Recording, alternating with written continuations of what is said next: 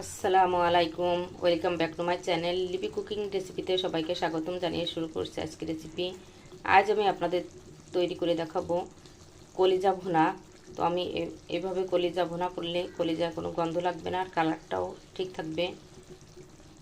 এই রেসিপিটি তৈরি করা খুবই সহজ, খেতে ভীষণ মজার, অল্প সময়ের মধ্যে তৈরি করে নেওয়া যায়। তো চলুন দেখে নেই পুরো রেসিপিটি।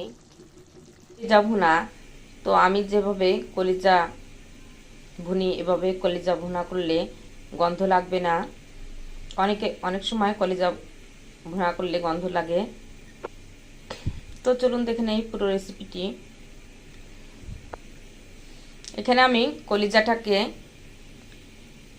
টুকরা করে একটু বড় বড় টুকরা করে কেটে নিয়েছি, কেটে ভালো করে ধুয়ে নিয়েছি। আমি একটা কড়াইয়ে পানি ফুটিয়ে নিয়েছি আর এই পানির মধ্যে টুকরাগুলো কলিজাগুলো ছেড়ে দিব। 4-5 মিনিট জাল দিয়ে এটা চালনিতে করে সেঁকে নিব। ভালো কলিজাটা 5 মিনিট জাল দিয়ে নিয়েছি, একটা ফ্যাপসা আছে। জাল দিয়ে নেওয়ার পরে কতটা কালো পানি বের হয়েছে, ময়লা পানি, এই পানিটা আমি ফেলে দিব। ফেলে দিয়ে কলিজাটা ভালো করে ধুয়ে নিব। কলিজাটা ভালো করে ধুয়ে পানি ঝরিয়ে এখন ছোট ছোট টুকরা করে কেটে নিব রান্না করার জন্য। কলিজা ভুনার জন্য কলিজাটাকে আমি সিদ্ধ করে ভালো করে ধুয়ে ছোট ছোট টুকরা করে কেটে নিয়েছি। কলিজা ভুনার জন্য কড়াই তেল গরম করে নিয়েছি, দিয়ে দেব গরম মশলা, এলাচ, দারচিনি, লং। জাস্ট 30 সেকেন্ডের মতো ভেজে নিয়ে দিয়ে দেব পেঁয়াজটা ভেজে নেব। পেঁয়াজটা ভেজে নেব বেরেস্তার কালার করে। পেঁয়াজটা ভাজা হয়ে গেছে, এখন দিয়ে দেবো 1 টেবিল চামচ আদা বাটা, 1 টেবিল চামচ রসুন বাটা, 1 টেবিল চামচ জিরা বাটা। কাঁচা মশলাটা ভালো করে ভেজে নেব। কাঁচা মশলাটা ভালো করে ভেজে নিয়েছি, এখন দিয়ে দেবো 1/2 চামচ হলুদের গুঁড়া,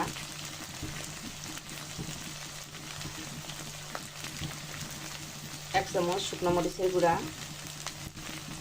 লবণ দিব 1 চামচ। লবণটা রান্নার শেষে দেখে নেব ঠিক আছে কিনা।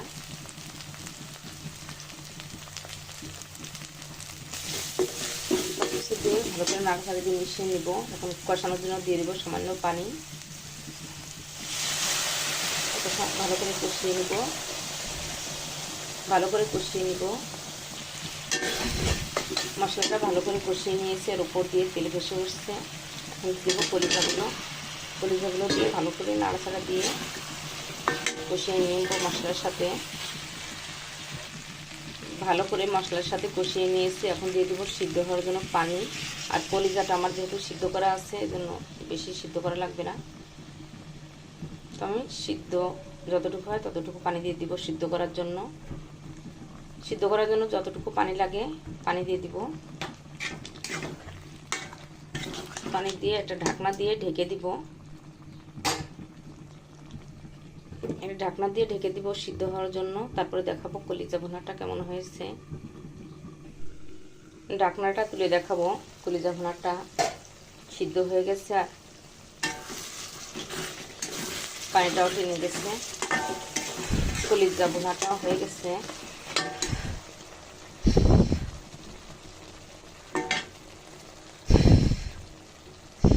কলিজা ভুনাটা হয়ে গেছে।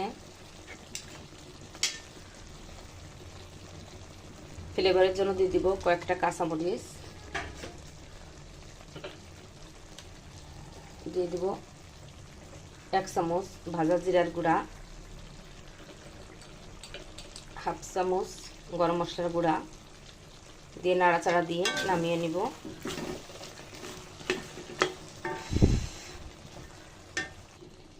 গরম মশলা দিয়ে নাড়াচাড়া দিয়ে নিয়েছি। হয়ে গেল আমার কলিজা ভুনা, তৈরি হয়ে গেল আমার কলিজা ভুনা। আশা করি আমার রেসিপিটি আপনাদের কাছে ভালো লাগবে আর আপনারা বাসায় ট্রাই করবেন আর কেমন হলো আমাকে কমেন্টস করে জানাবেন। আমার রেসিপিটি যদি আপনাদের ভালো লাগে লাইক শেয়ার কমেন্টস করবেন। আপনাদের লাইক এবং কমেন্টস আমাকে অনেক উৎসাহ বাড়িয়ে দেয়।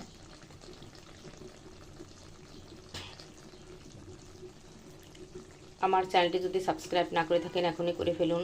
আর হ্যাঁ, সাবস্ক্রাইব করতে ভুলবেন না। আমার ফেসবুক পেজটি ফলো করে লাইক দিয়ে সাথে থাকবেন। সবাই ভালো থাকবেন। নতুন নতুন রেসিপি নিয়ে আবার আপনাদের সামনে হাজির হয়ে যাব। আমাদের জন্য দোয়া করবেন। আল্লাহ হাফেজ।